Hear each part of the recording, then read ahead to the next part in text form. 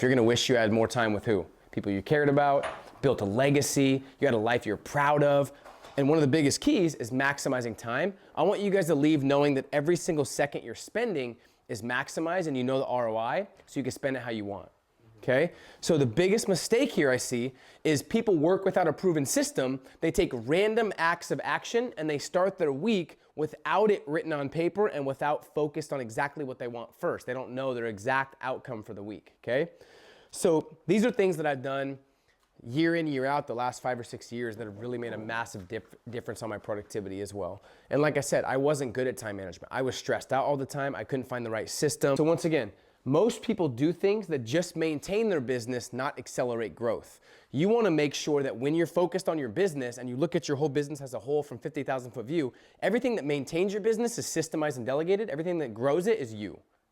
Now, when you start delegating the growth, that's when you have a better lifestyle, business manager and some other people that manage everything. But at the beginning, all I was doing every week was just maintaining.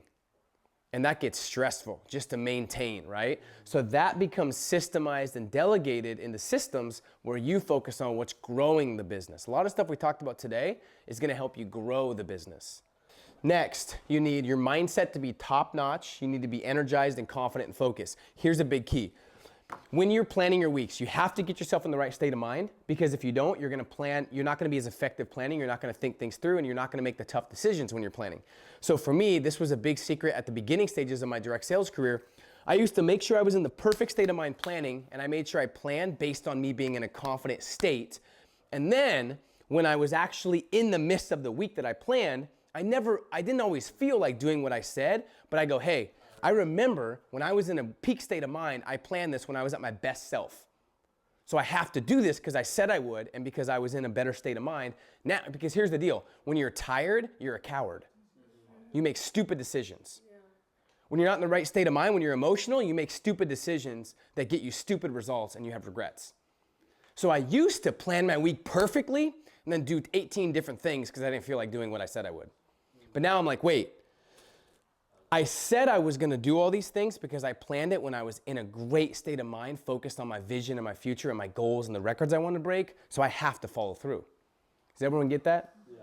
Ariana Huffington told me when I interviewed her a couple years ago, she built Huffington Post. She's worth $50 million. She's one of Forbes' most powerful females. She said, when I was building Huffington Post, I was always stressed out. It was struggling. I didn't make any money. I was stressed. I was tired. And she realized, she goes, I was making all my decisions for my business when I was tired or frustrated or lonely or hungry. And she goes, I made a decision to never make another choice in my business unless I was in the right state of mind. And I thought, wow, that's a really good point. So she said, I only made decisions when I was in a peak state of mind. Because all her decisions before that for her business were when she was tired, frustrated, lonely, hungry. What kind of decisions do you make when you're frustrated? Usually stupid ones. Yeah. What about when you're hungry or tired? Stupid, easy ones. You make the easy decision. So that's why this is so important to have a peak state of mind here, because if you don't plan in a peak state of mind, you're gonna half-ass your work, or you're gonna maybe work really hard during the week in spurts, but you're gonna half-ass the actual intention of it. So powerful and purposeful intention. You must invest all your past experience, successes, and failures into your future preparation. So the first thing I do for my week is a paragraph of how the last week went. And I spend 15 minutes doing that. And I ask myself questions. What did I get done last week? What did I complete? What went well? What didn't? Where did I waste time? When was I in my zone? And I ask myself all these different questions to just make sure that my week was productive. So step one. Write a paragraph reflecting your past. You got it, okay? Step two, what did you get done? Like, that's the results is the name of the game. What did you get done? Not, did you have fun last week? No, what did you get done? Like, results are the name of the game. What went well and what didn't? Where did you waste time? When were you at your best? Did you add, see, this is for me, this might not be relevant. Did you add enough value to the marketplace? That's good for branding, right? Did you add enough value? Did you put out videos, content, podcasts, things like that? Okay? So for me, here's the first step as far as like writing it on my schedule besides the paragraph.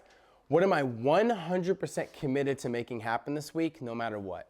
Whether I'm sick, frustrated, discouraged, what's the things that I'm gonna commit to no matter what? Because your job as an entrepreneur is to produce results in your business, whether you feel like it or not. That's your job. How many of you guys have had weeks where you don't feel like doing anything, you're stressed out, you're frustrated? Does that really matter? No. People you impact don't care, your family doesn't care, the customers don't care. So you got to kind of get over it and get outside yourself and realize it's not about me, it's about my customers, my family, my clients, things like that. Next, what are you most excited about this week? This is a big one for me because if you're not excited about something, it becomes drudgery and you're going to get complacent. If you don't have anything you're excited about, create something. Like create something. We're doing videos in LA this week. I'm going to Seattle. We're going to Amsterdam. We're going to a lot of cool places the next couple of months. But I'm always thinking about those things because that drives me because I'm excited about doing that. But I'm also excited to bring it back and maximize till I'm leaving, right? So what are you excited about this week? What are your top 6 wins from last week? I do this because it's important to give yourself confidence to where it's like, oh, I got these 6 things done. What if you only have 3 things that you had as a win last week? That'll help you what? Step up your game. So what are top 6 wins from last week? Who are you waiting on? Who do you need? This is big for people that you're doing projects for or client work. Who are you waiting on? You need to nudge them and remind them that, hey, get you the whatever you need. Who are you, obviously, who do you need for whatever client or whatever project you need to push forward? Does that make sense? So, top commitments, what are you excited about? What are your projects that must be completed? And what are the top 4 actions to move that project forward? This is something I added for people that have the project-based business. And this is what it looks like, right? What are you committed to? What are your wins? What are you excited about? For right here, what are your top 3 profit-producing activities?